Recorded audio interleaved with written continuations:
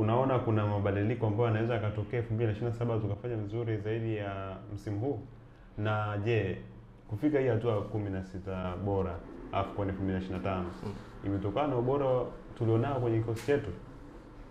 Ni progress ambayo kweli tunayo serious kwenye timu ya taifa kwamba basi tumeimprove kutoka kwenye AFCON iliyopita, AFCON 2025 kwa sababu ya yale tuliyofanya, basi tumeenda 16 bora. Basi tukiongeza nguvu kwenye yale tuliyofanya 2027 tunaweza tukafika mbali zaidi ya hata kama tusipo shiriki tena mashindano ya AFCON. Tayari ile record ipo, tulishafika 16 bora. So that's a progress itself. Yani ni swala ambalo hatuwezi kuliacha. Sawa, lakini nakumbuka kabla ya game ya Tunisia, I think tuliongea hapo na nikasema uwanjani I have seen something. Uwanjani kuna mabadiliko makubwa yanaonekana.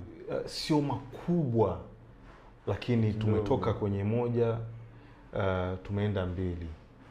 Hatujavuka tukaenda 5 6.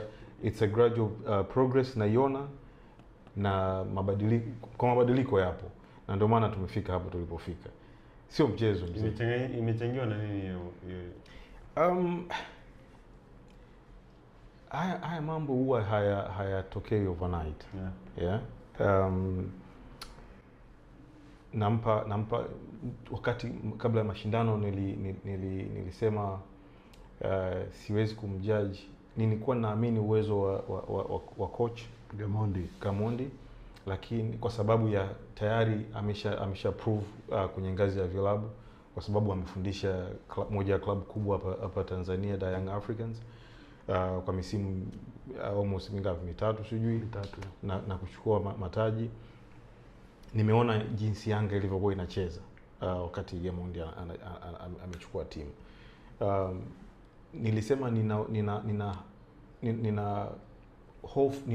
nina matumaini na Gamondi kuliko kocha aliyepita, kwa sababu ya tayari ya track record yake. Na kwa kiasi kwa uhalisia nimeona hayo uwanjani. Sio development kubwa sana, lakini kuna changes za namna tunavyocheza tangia Gamondi amepewa timu. Tukianza na game 2 za awali zile za friendlies ambazo zote niliziangalia, nilikuwa ninaona kabisa namna coach alivyotaka timu icheze. So yeah, mabadiliko